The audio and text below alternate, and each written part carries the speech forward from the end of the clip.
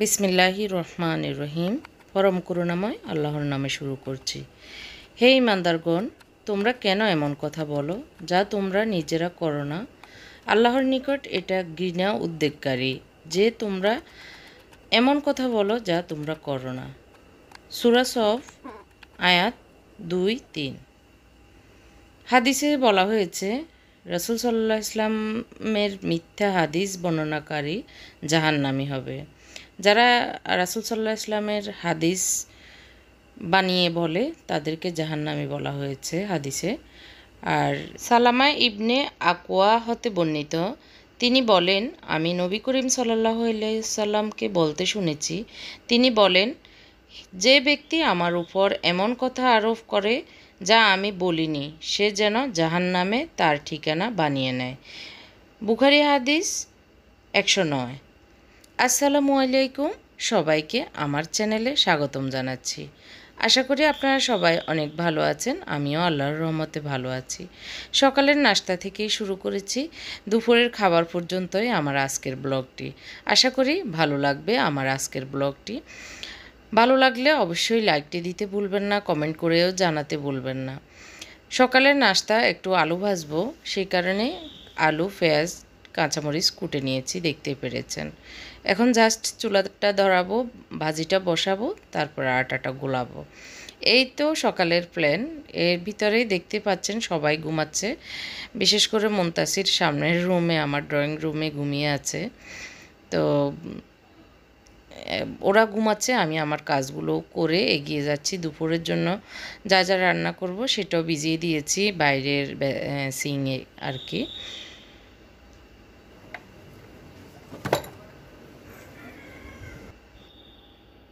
ভাজিতে একটু কালো জিরা দিব, এই কারণে একটু কালো জিরা নিয়েছি আর সরষের তেল দিয়ে ভাজিটা করব। আজকে সবজি নেই, সেই কারণে শুধু আলু ভাজবো পেঁয়াজ দিয়ে।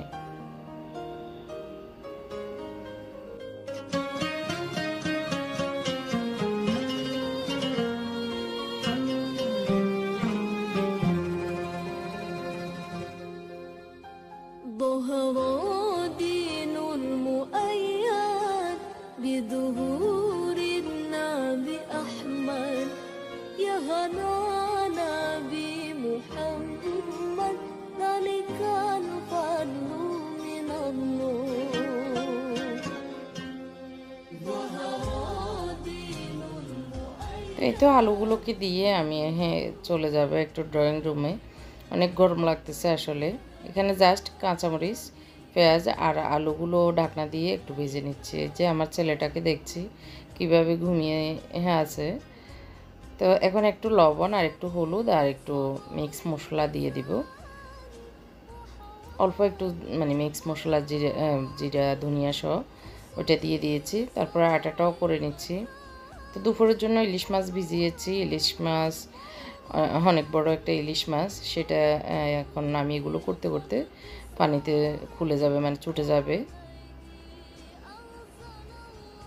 তো লাল আটার রুটি খেতে ভালোই, কিন্তু মুনতাসিরের পছন্দ না আর কি।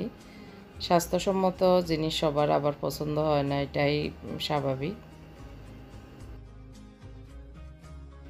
তো ভালো করে আমি মথে নিয়েছি আটাটা। এখন আমি একটু তেল দিয়ে ঢাকনা দিয়ে এটাকে সেট হওয়ার জন্য রেখে দিব।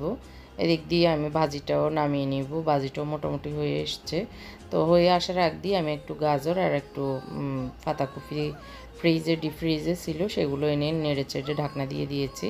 তো হয়ে গিয়েছে। এখন আমি জাস্ট বাটিতে ঢেলে নিচ্ছি। আপনাদের ভাই অফিসে যাবে, ওনার আজকে একটা মিটিং আছে সকাল সকাল আর কি, 9টায়। তো এখন 8টায় রেডি হয়েছে। তো আমি নাস্তা দিতে দিতে যতক্ষণ আর কি, তো ওনাকে নাস্তাটা আগে দিচ্ছি। আর বাকি আমরা সবাই পরে, আমিও খাবো, অন্যরা পরে খাবে যখন ঘুম থেকে উঠবে। বাবা আম্মাও নামাজ পড়ে, ফজরের নামাজ পড়ে ঘুমাচ্ছে। তো আমি আজকে কাঁচা আটার রুটি করেছি আর কি। তো সবগুলো বানিয়ে বক্সে রেখে দিব, রুটির বক্সে, তাহলে গরম থাকবে, ওনারা সবাই উঠে খাবে আর আমার কষ্ট হবে না। আমি দুপুরের রান্নার প্রিপারেশনটা একবারেই করে নিব এখন নাস্তার পরপরই। তো আমি একটু ঘি দিয়ে ভেজে দিচ্ছি রুটিগুলো। তো আগুনটা একটু প্রথম দিকে কম ছিল, যার কারণে এটা ফুলতেছে না, আর সবগুলোই খুব সুন্দরভাবে ফুলে গেছে।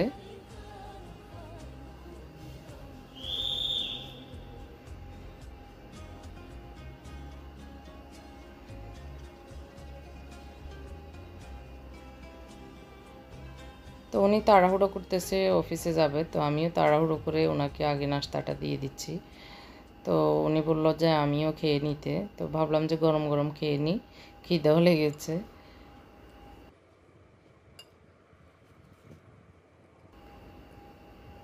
তো এখন আপনাদের ভাই কিছু কথা বলবে আপনাদের উদ্দেশ্যে।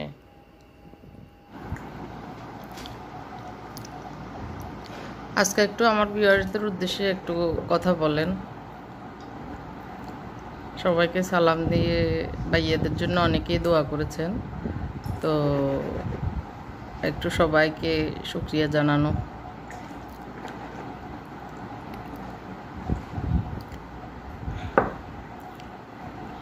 আলহামদুলিল্লাহ।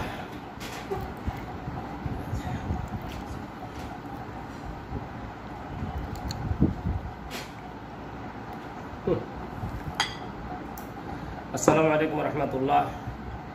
আপনাদের সকলকে অসংখ্য ধন্যবাদ, শুকরিয়া আপনাদের প্রতি। আমার ভাইরা অসুস্থ ছিল, আপনারা সবাই দোয়া করেছেন। আল্লাহ রাব্বুল আলামিন একজনকে সুস্থ করে দিয়েছেন, আর একজনকে তিনি পছন্দ করেছেন, নিয়ে গিয়েছেন। আমরা আল্লাহর সিদ্ধান্তের উপরে সন্তুষ্ট আছি। আল্লাহর কাছে প্রত্যাশা যেন আমার বড় ভাইকে আল্লাহ জান্নাতুল ফেরদাউস নসিব করেন। আপনারাও দোয়া করবেন, ইতিপূর্বে আপনারা দোয়া করেছেন, সেজন্য আপনাদেরকে আন্তরিক অভিনন্দন এবং মোবারকবাদ জানাই। আমরা সবাই, আসল কথা হলো যে আমাদের সকলকে কুল্লু শাইইন ইয়ারজিউ ইলা আসলিহি, সকল বস্তু তার আসলের দিকে ফিরে যায়। আমরা যেখান থেকে এসেছি, মাটি থেকে আমাদের তৈরি করা হয়েছে, আবার মাটিতে আমাদেরকে ফিরে যেতে হবে, আল্লাহর কাছে আমাদেরকে ফিরে যেতে হবে। আল্লাহ রাব্বুল আলামিন এই মহামারী দিয়ে আমাদেরকে সেটাই শিক্ষা দিচ্ছেন, সতর্ক হওয়ার জন্য। আসুন আমরা সবাই সতর্ক হই, আল্লাহকে বেশি বেশি স্মরণ করি এবং আমাদের সামগ্রিক কার্যক্রমে সততা, ন্যায়পরায়ণতা এবং সৎ কাজে সহযোগিতা ইত্যাদি অব্যাহত রাখি। ইনশাআল্লাহ এই পৃথিবী আবার সুন্দর হয়ে উঠবে, আবার মানুষ সুন্দরভাবে ভ্রাতৃত্ববোধ নিয়ে শান্তিতে বসবাস করবে ইনশাআল্লাহ। আল্লাহ আমাদেরকে সেই শান্তির সুযোগ করে দিন। আল্লাহ হাফেজ। আসসালামু আলাইকুম রহমতুল্লাহ।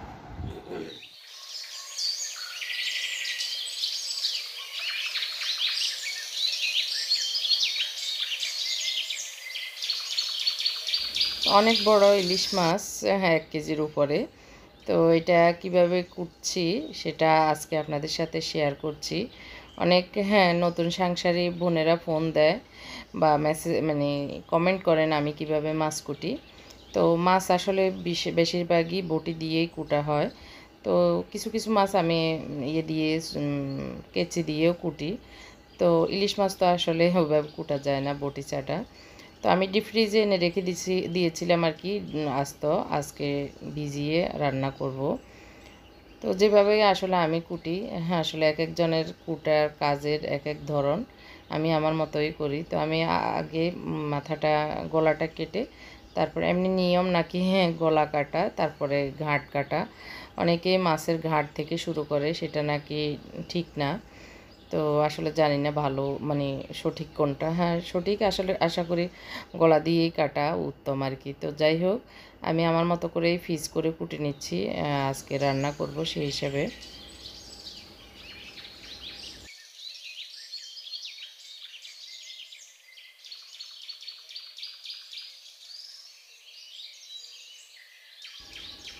তো এই তো এইভাবে আমি আমার মাছটা কুটে ফেললাম, কুটে ধুয়ে মুছে ওগুলো ঠিক করলাম, আর মাছগুলোও ধুয়ে নিয়েছি, আর একটু ধোয়া লাগবে। তো এখন এই পর্যায়ে নিচ্ছি আর কি। তো রান্নাটা আসলে 11টা-12টার ভিতরে শেষ করে ফেলি, এটা নিয়মই।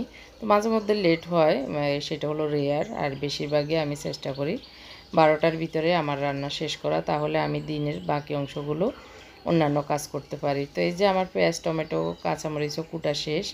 তো বেগুনিটা আমি কিভাবে কুটেছি সেটা একটু শেয়ার করছি আপনাদের সাথে। তো আমি আজকে ইলিশ মাছে আস্ত এই বেগুনগুলো দিব, এগুলো আমি বাড়ি থেকে এনেছি। আমি আর ভাবি, মেজো ভাবি গাছ থেকে উঠিয়ে। তো খুব কিউট কিউট, দেখতেও ভালো লাগে। আর এই গাছের বেগুনগুলো খেতেও মজা, খুব নরম কচি।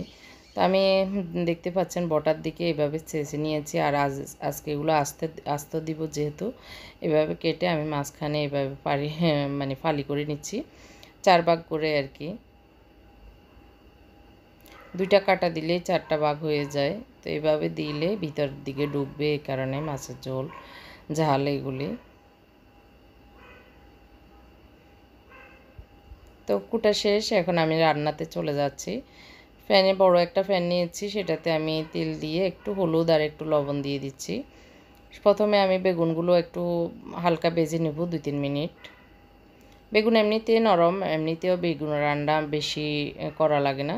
তারপরে জাস্ট যেহেতু ইলিশ মাছের উপরে দিব, ইলিশ মাছটাও অনেক নাজুক নরম, তো তার আগ দিয়ে একটু ভেজে নিচ্ছি যাতে ইলিশ মাছ ভেঙে না যায়, এগুলো মানে হওয়ার জন্য রান্না করতে করতে। তো সেই কারণে একটু ভেজে নিচ্ছি। তো আমি 2-3 মিনিটের মতো এভাবে ভেজে নিয়েছি। এখন আমি পেঁয়াজ, টমেটো, কাঁচামরিচ এক সাইডে দিয়ে দিচ্ছি, আর বেগুনগুলো উঠিয়ে নিব।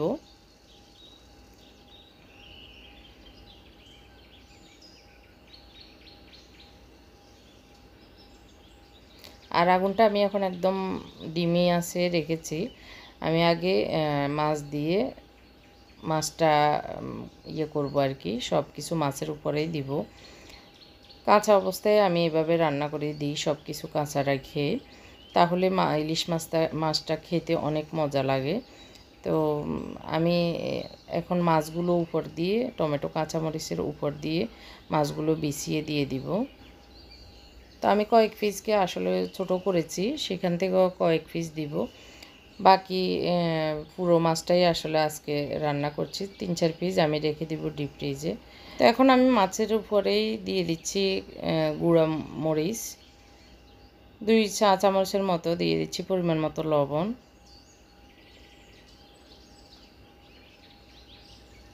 দিয়ে দিচ্ছি হলুদ।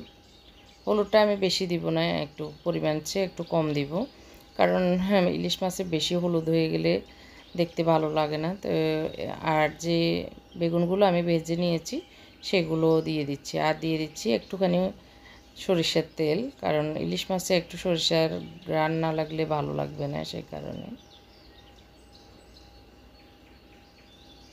দিয়ে দিচ্ছি রসুনটা একটু বেশি দিচ্ছি।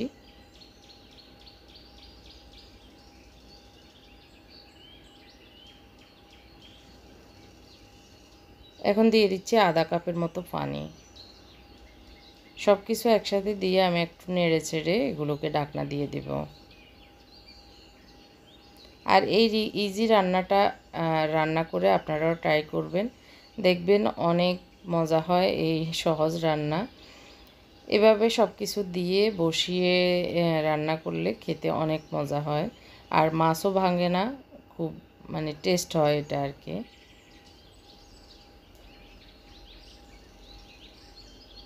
তো ঢাকনা দিয়ে আমি কিছুক্ষণ রান্না করে আবার একটু দেখতেছি, আর খুব আলতোভাবে আদরের সহিত মাছগুলোকে নেড়ে দিতে হবে, কারণ ওরা ইলিশ মাছ দামি মাছ, ওদের একটা অহংকার আছে, ওদেরকে বেশি জোরে সোরে নাড়াচাড়া করলে ওদের অহংকার ভেঙে যাবে। তো সেই কারণে আমিও চেষ্টা করছি একটু আস্তে আস্তে করার।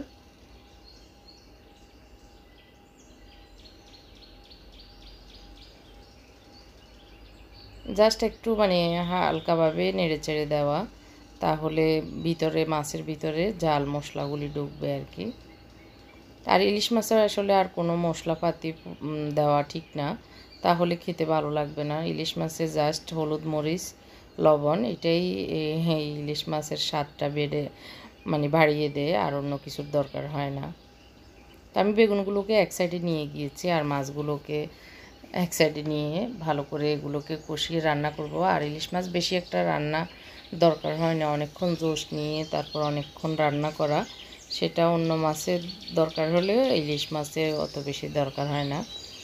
তো আমি এগুলো অল্প পানিতে দেখতে পেয়েছেন কষানোর পরে, এখন আমি 1 কাপের চেয়ে একটু কম দিয়ে ঢাকনা দিয়ে এগুলো যাতে ভিতরে ঢুকে দিয়ে দিচ্ছি। এগুলো প্রায় 10-12 মিনিট মতো হওয়ার পরে এই পর্যায়ে এসেছে। এখন দেখতে পাচ্ছেন ঝোলও শুকিয়ে গেছে। তো আমি এখন চুলাটা বন্ধ করে দিব। একটু লবণ চেক করে নিচ্ছি।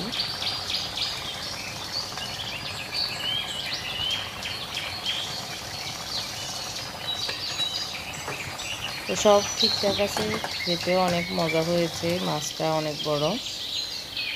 তো এখন আমরা নামাজ পড়বো, না রান্না শেষ। আজকে দুপুরের রান্না ইলিশ মাছই ছিল, ডাল, ইলিশ মাছ। তো জোহর নামাজের প্রস্তুতি চলছে। মুনতাসির গোসল করে এসেছে, এসে দুষ্টামি করছে। বাবাও নামাজের জন্য অপেক্ষা করছে সবাই আসার জন্য। তো মোটামুটি সবাই রেডি। নামাজ পড়ে আমরা এখন দুপুরের খাবারটা খাবো।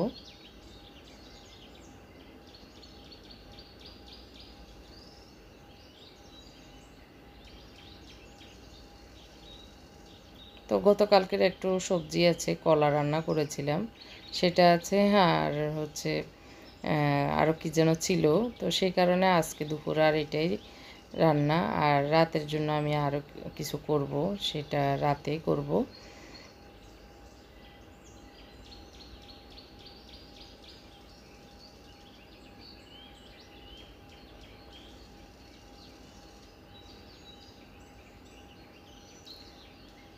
তো এতক্ষণ আমার ভিডিওটি ধৈর্য ধরে দেখার জন্য অসংখ্য অসংখ্য ধন্যবাদ জানাচ্ছি।